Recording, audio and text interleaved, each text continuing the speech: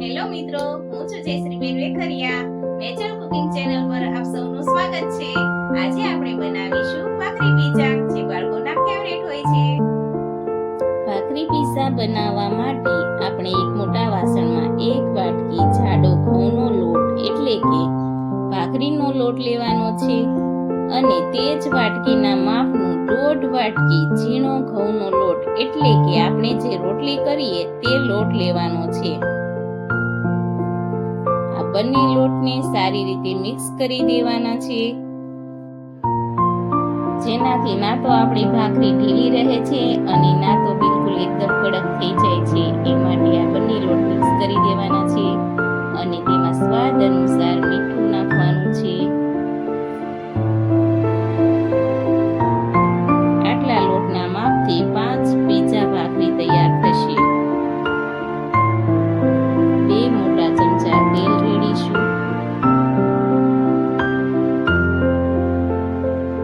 અને તેને મોણ કરી સારી રીતે મિક્સ કરી લેશું.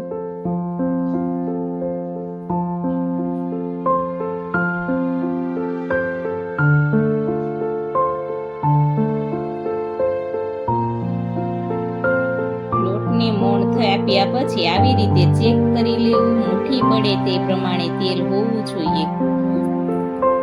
હવે તેમાં અડધી ચમચી અજમા ઉમેરીશું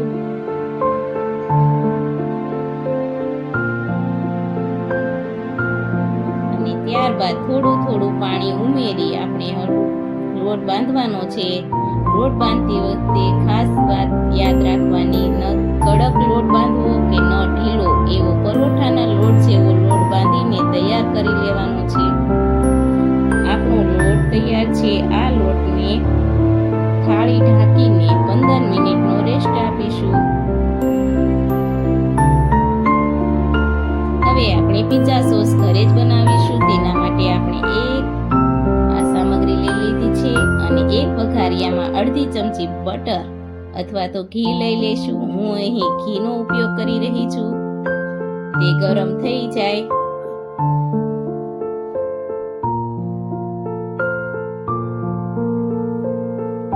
એટલે એમાં 1 ચમચી ખાંડેલું લસણ, સૂકલ લસણનો ઉપયોગ કર્યો છે. ખાંડેલું સૂકલ લસણ નાખીશું અને ઘીમાં સાતળી લેશું.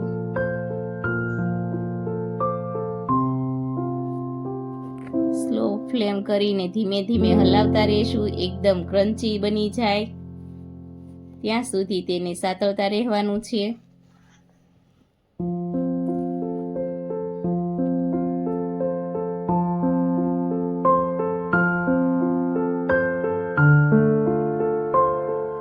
સરસ સતળાઈને તૈયાર થઈ રહ્યું છે આપણું લસણ એકદમ.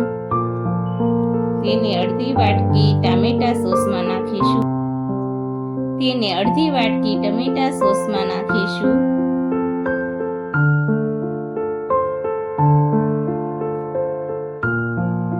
ત્યારબાદ તેમાં અડધી ચમચી ઓરેગાનો,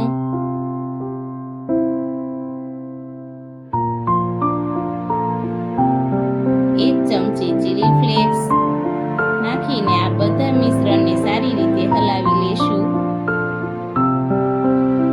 તો તૈયાર છે આપણો પિઝા સોસ. ઘરે જ બનાવ્યો છે આપણે. હવે વેજીટેબલમાં આપણે 1 નંગ ડુંગળી, 2 કેપ્સિકમ, 250 ગ્રામ કોબીજને કાપીને તૈયાર કરેલ છે અને 2 નંગ ગાજરને ખમણી નાખ્યા છે. એક વાસણમાં આપણે 1.5 ચમચા તેલ મૂકીશું અને તેલ ગરમ થાય ત્યાર પછી તેમાં આપણે વઘાર કરીશું. વઘાર માટે અહીં મેં હિંગનો ઉપયોગ કરીએ છીએ. અડધી ચમચી હિંગ લઈશું.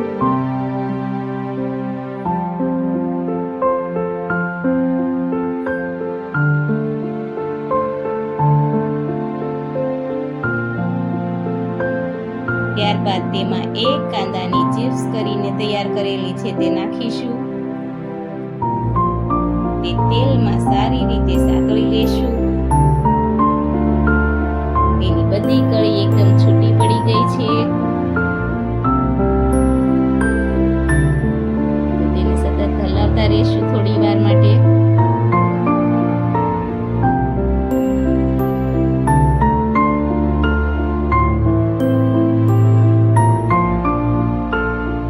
પછી તેમાં કટિંગ કરેલી કોબીજ,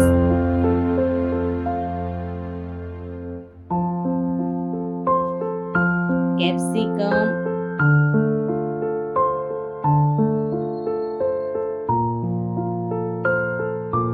અને ત્યારબાદ ખમણેલા ગાજર એડ કરીશું. આ બધી વસ્તુને તેલમાં સારી રીતે મિક્સ કરી લેવું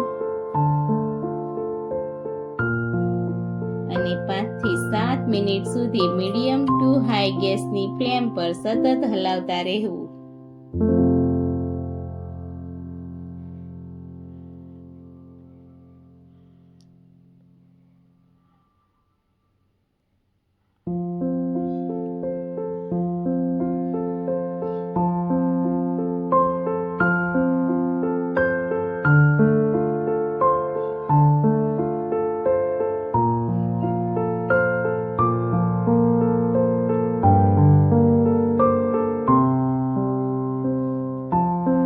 હવે તેમાં સ્વાદ અનુસાર મીઠું ઉમેરીશું.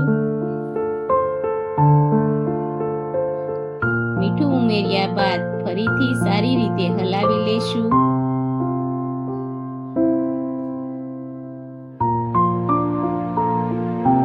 અને જો કોઈ કાંદા લસણ ખાવામાં ઉપયોગ ન કરતા હોય તો સ્કીપ પણ કરી શકાય છે.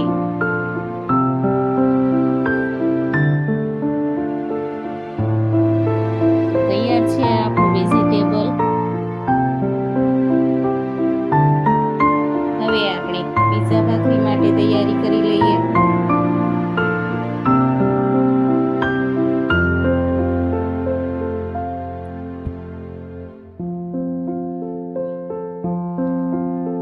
હવે આપણે પીઝા ભાખરી બનાવવા માટે ભાખરી વણી લઈશું.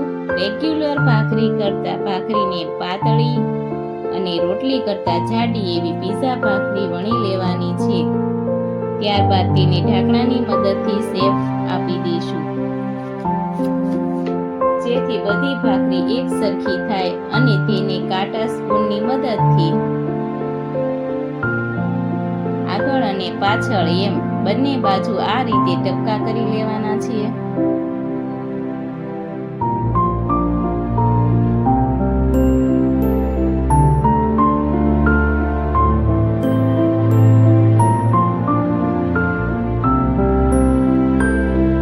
જેથી કરીને આપણી ભાખરી ઉપસે નહીં. હવે એક નોનસ્ટિક પેનમાં આ ભાખરીને મીડિયમ ગેસ પર શેકી લેવાની છે. એક બાજુ થોડીક શેકાઈ જાય પછી પલટાવી લેવી. બીજી બાજુ ચડવા માટે રાખીશું. અહીં ભાખરી દબાવવાનું જે મોલ્ડ આવે તેનો ઉપયોગ કરવો. ન હોય તો આ રીતે ગ્લાસની મદદથી પ્રેસ કરી શેકી લેશું. એક બાજુ સારી રીતે શેકી લેવાની છે. શેકાયેલી બાજુ આપણે મસાલો લગાવીશું અને જે બાજુ ઓછી શેકાયેલી હોય તે ફરી ચડવા મૂકીશું. આ રીતે આપણે બધી ભાખરીને શેકીને તૈયાર કરી લેવાની છે. આપણે ભાખરી ઉપર 1 ચમચી પિઝા સોસ લગાવીશું.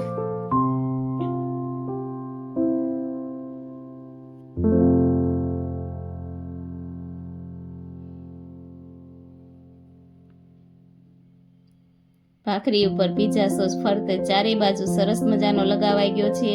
ત્યારબાદ આપણે આ શાકભાજી સાતળેલા તૈયાર કર્યા છે તેને ઉપર પાથરી દઈશું.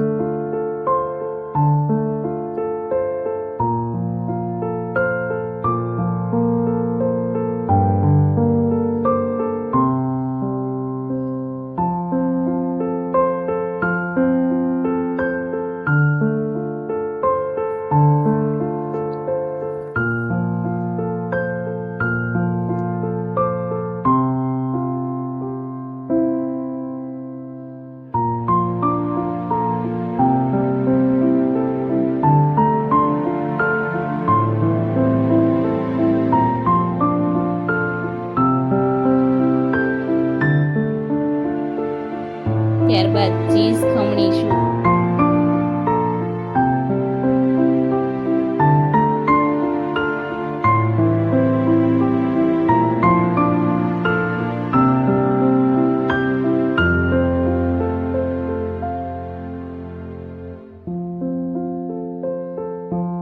ખમણાઈ ગયા પછી થોડુંક ચીલી ફ્લેક્સ અને ઓરેગાનો સ્પ્રિંકલ કરીશું.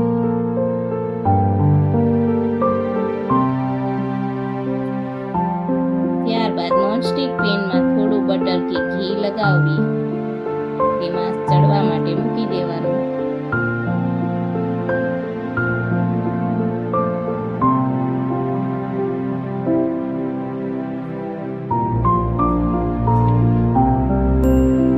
થી 3 મિનિટ માટે તેને ઢાંકીને ચડવા દઈશું. તો તૈયાર છે આપણા ભાખરી પીઝા. મારી આ રેસીપીને જરૂરથી ઘરે ટ્રાય કરજો. મારી આ રેસીપી જો પસંદ આવી હોય તો મારી ચેનલને લાઈક કરો, શેર કરો, સબસ્ક્રાઇબ કરો. Thanks for watching.